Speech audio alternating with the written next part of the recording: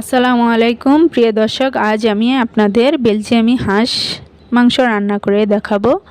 অনেকে গন্ধের জন্য হাঁসের মাংস খেতে চায় না।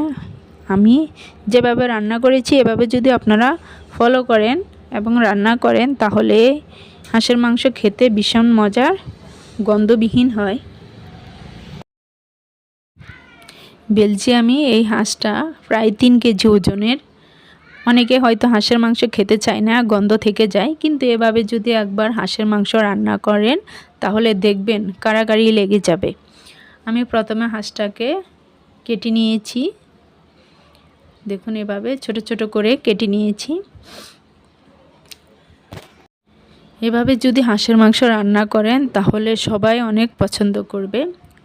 দেখুন আমি মাংসটা ধুয়ে পরিষ্কার করে নিয়েছি, অনেকগুলো মাংস হয়েছে। এখন আমি মশলাগুলো দিয়ে দেব। প্রথমে আমি 1.5 কাপ পরিমাণ পেঁয়াজ কুচি দিয়েছি। হাঁসের মাংসে মশলাটার পরিমাণ একটু বেশিই লাগে।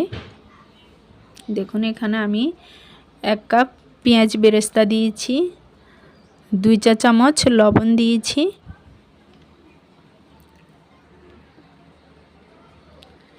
2 চা চামচ পরিমাণ হলুদ গুঁড়া দিয়েছি।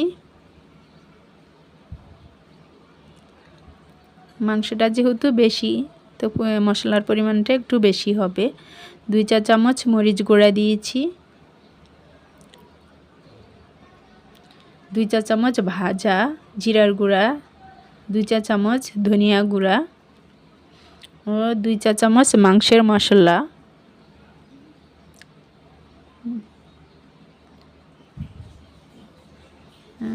4 চা চামচ আদা রসুন বাটা দিয়েছি।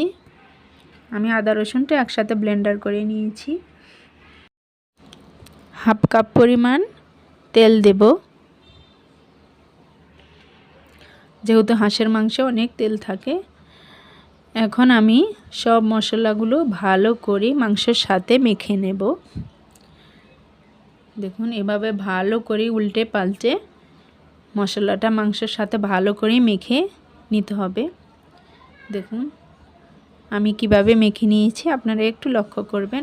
আমি 15 থেকে 20 মিনিট মেখে রেস্টে রেখে দেব, তাহলে মশলাগুলো ভিতরে যাবে।